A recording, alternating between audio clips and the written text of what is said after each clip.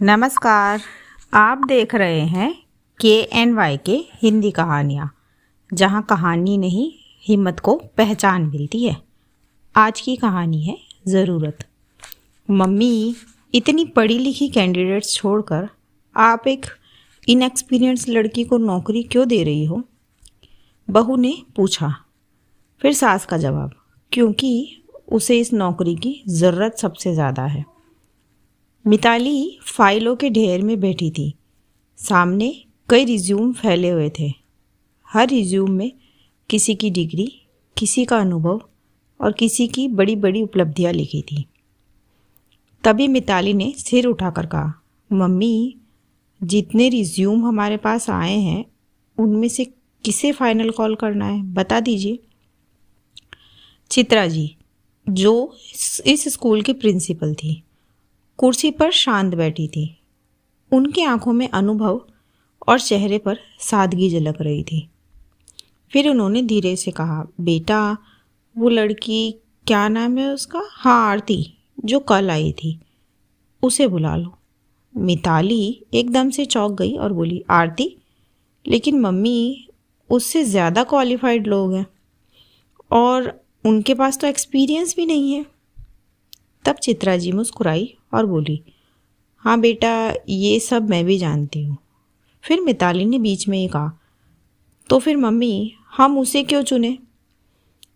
तब चित्रा जी ने गहरी सांस ली और बोली, क्योंकि काम की ज़रूरत उसे सबसे ज़्यादा है। तब मिताली हैरान होकर बोली, मतलब? अब चित्रा जी की नज़रें कहीं दूर चली गई, जैसे वो अपने अतीत में लौट गई। फिर वो बोली, बेटा, अगर ज़िंदगी में कभी भी कोई ऐसी महिला मिले जो पहली बार घर से निकली हो, जिसने पहले कभी काम नहीं किया हो, तो उसकी मदद ज़रूर कर देना। मिताली चुप हो गई। उसे समझ आ गया था कि आज मम्मी जी कुछ गहरा बताने वाली है। फिर चित्रा जी ने कहना शुरू किया, मेरी शादी सिर्फ 16 साल की उम्र में हो गई थी। तब मैंने सिर्फ 10वीं पास की थी। सपने तो बहुत थे, लेकिन हालात बहुत कमज़ोर थे। फिर शादी के बाद जब मैं इस घर में आई तो मुझे कुछ भी समझ नहीं आता था, ना घर संभालना, ना जिम्मेदारियाँ, और ऊपर से पैसों की तंगी। लेकिन तुम्हारे दादाजी, यानी मेरे ससुर जी, उन्होंने मुझे कभी रोका नहीं। उन्होंने कहा, बेटा, अगर तुम पढ़ना चाहती हो तो मैं तुम्हारे साथ हूँ। मिताली ध्यान से सब सुन रही थी। फिर चित्रा जी आगे बोली, बस फिर क्या था, मैंने भी ठान लिया कि मुझे पढ़ना है और कुछ बनना है। लेकिन बेटा, पढ़ाई के लिए पैसे चाहिए थे, तो मैंने काम करना भी शुरू किया। मैं मोतियों की माला बनाती थी।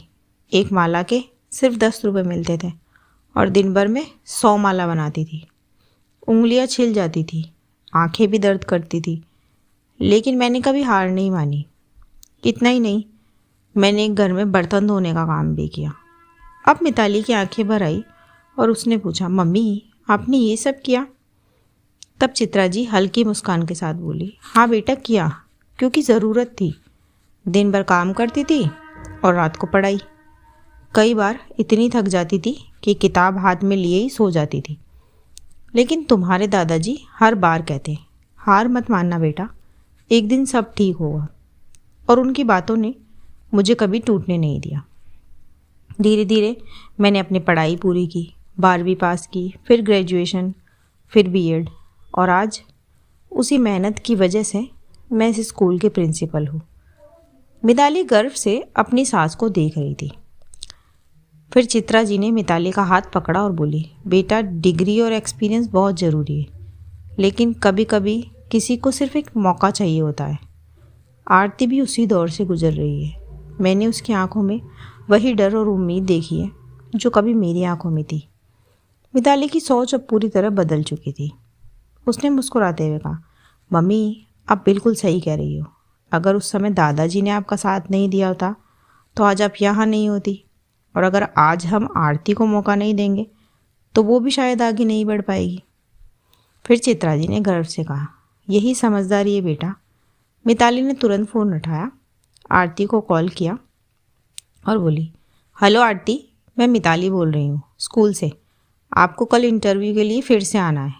फ़ोन के दूसरी तरफ से आरती की खुशी साफ सुनाई दे रही थी। सच मैम, बहुत बहुत धन्यवाद मैम, मैं ज़रूर आऊँगी। फ़ोन रखते ही मिताली ने चित्रा जी को गले से लगा लिया और बोली, थैंक यू मम्मी, आपने मुझे आज बहुत बड़ी सीख दी। फिर चित्रा जी ने भी उसके सर पर प्यार से हाथ फेरा और बोली, बेटा, ज़िंदगी में आगे बढ़ना ज़रूरी है, लेकिन किसी को साथ लेकर आगे बढ़ना उससे भी ज़्यादा ज़रूरी है।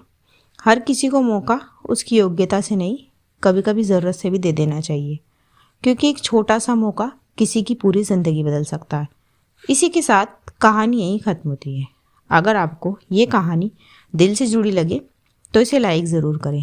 एक बात हमेशा याद रखिए, अगर आपकी ज़िंदगी में भी मुश्किलें हैं तो आप अकेली नहीं हैं, आप कमज़ोर भी नहीं हैं, बस आपको अपनी ताकत पहचाननी है, क्योंकि हम टूटने के लिए नहीं, खुद को बनाने के लिए बने हैं। थैंक यू सो मच दोस्तों, thanks for watching, do like, share and subscribe my